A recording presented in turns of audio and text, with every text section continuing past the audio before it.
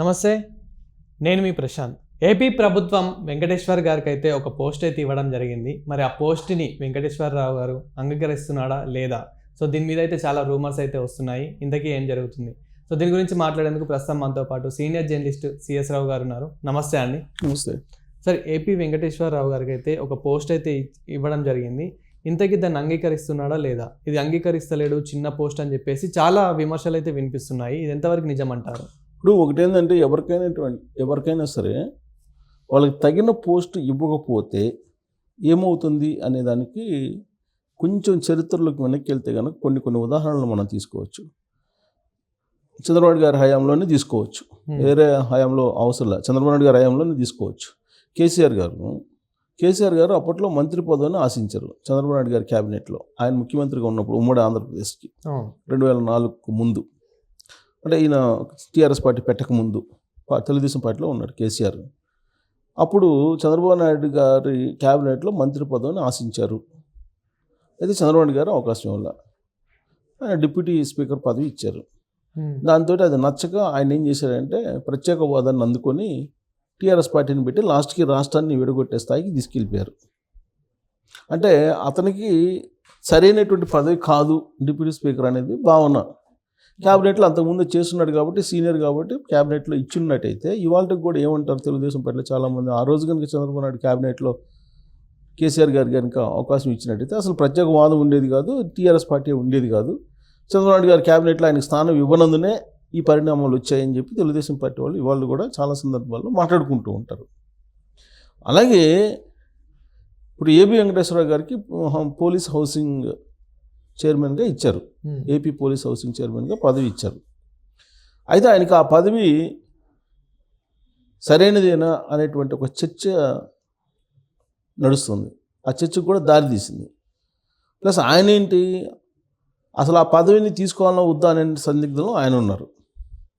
ఎందుకని అంటే ఏబి వెంకటేశ్వర గారు ఒక క్లీన్ చిట్ ఉన్నటువంటి పోలీస్ ఆఫీసర్, రిటైర్ అయ్యారు, డీజీపీ ర్యాంకు ఆఫీసర్, ఆయన ఇంటెలిజెన్స్ చీఫ్గా చేశారు ఆంధ్రప్రదేశ్కి. అలాంటి ఆయనకి Andhra Pradesh police housing corporation chairman ఇవ్వడంతో పాటు ఆయనకి ఆ పోస్ట్ ఇచ్చినటువంటి సేమ్ డేనే సలహాదారుగా ఆర్పి సింగ్కి ఇచ్చారు. సో కాబట్టి రాథోడ్ ఇచ్చారు. ఆ ఇచ్చినప్పుడు ఆయన హర్ట్ అయి ఉంటారు, జనరల్గా హర్ట్ అయి ఉంటారు. హర్ట్ అయిన క్రమంలో కొంతమంది యాడ్ అవుతారు కదా జనరల్గా, మీకేంది ఈ పోస్ట్ ఏంటి, మీరు చేసినటువంటి పోరాటం ఏంటి జగన్మోహన్ రెడ్డి గారి మీద, 2019 నుంచి 2024 వరకు జగన్మోహన్ రెడ్డి గారు మిమ్మల్ని మామూలుగా అరెస్ట్ చేశారు కదా, ఇవన్నీ చెప్పేవాళ్ళు ఉంటారు కదా చాలామంది.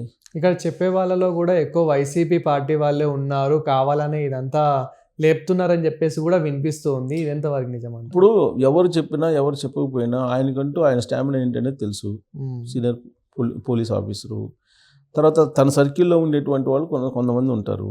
అలాగే పార్టీ పరంగా కూడా ఏంటి అనేది ఆయనకు తెలుసు. ఎందుకంటే ఆయన పార్టీ మీద ఇటీవల కాలంలో ఒక కామెంట్ చేశారు. ఆయన పార్టీల మీద, రాజకీయ పార్టీల మీద ఏం చేశారని అంటే, కొన్ని రాజకీయ పార్టీలు కమ్మ సామాజిక వర్గాన్ని ద్వేషిస్తూ ఉన్నాయి, విషం చిమ్ముతున్నాయి.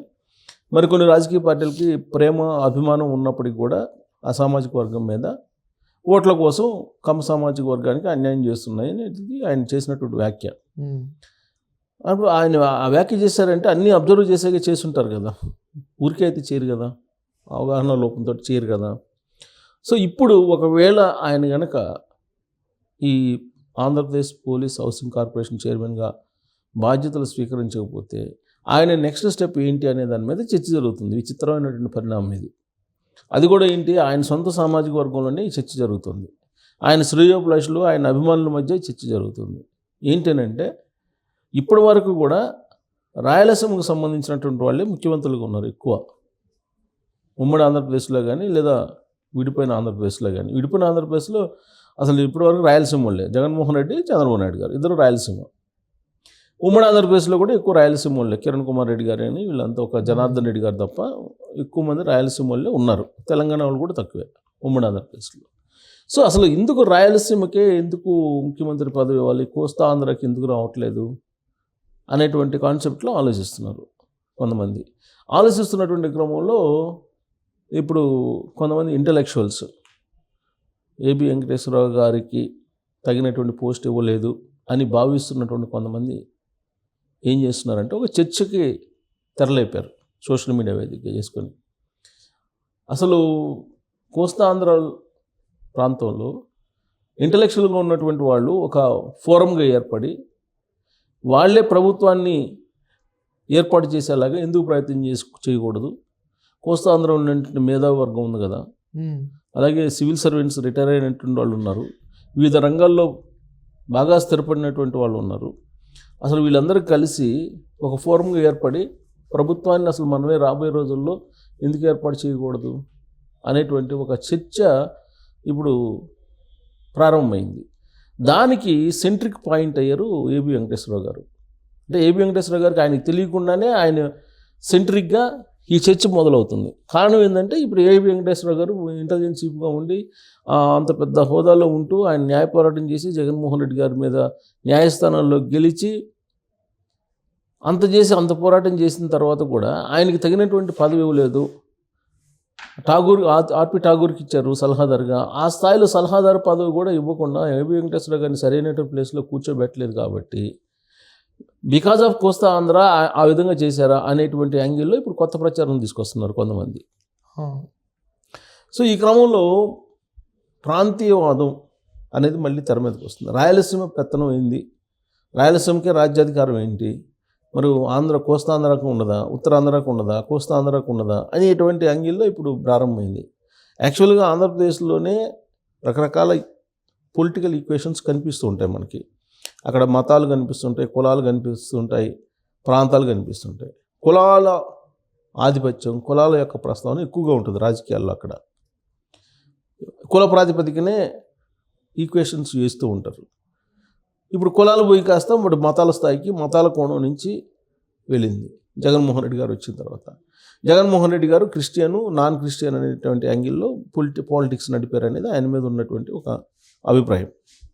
ఆయన మళ్ళీ రెండోసారి సీఎం కావడానికి ప్రాంతాల మధ్య భేదాభిప్రాయాలు రాజేయడానికి 3 రాజధానులు అనే దాన్ని పెట్టారు అనేది ఆయన మీద వచ్చినటువంటి ఒక ఆరోపణ.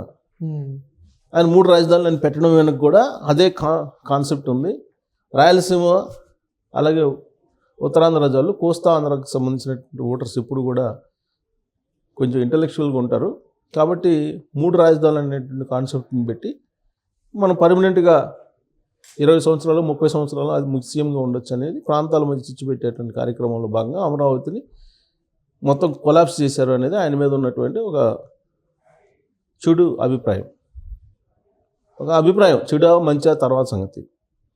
ఇప్పుడు రాబోయేటువంటి రోజుల్లో కోస్తాంధ్రకు సంబంధించినటువంటి మేధావులు కనుక మేల్కోకపోతే ఎన్టీ రామారావు గారి తర్వాత అసలు కోస్తాంధ్రకి ముఖ్యమంత్రి ఎవరు అనేది పెద్ద ప్రశ్న.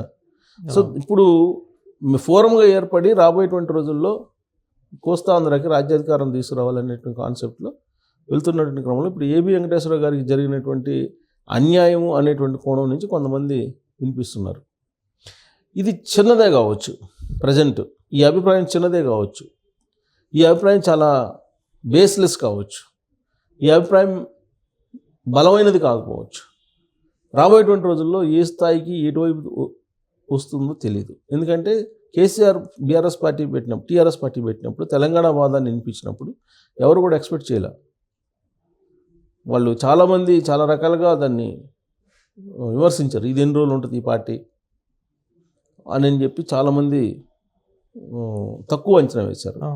చివరి సీన్ కట్ చేస్తే ఏమైందో మనం చూస్తున్నాం. అలాగే ఏబి వెంకటేశ్వర గారి విషయంలో కూడా తక్కువ అంచనా వేయడానికి లేదు, ర్యాలీ అవుతున్నారు.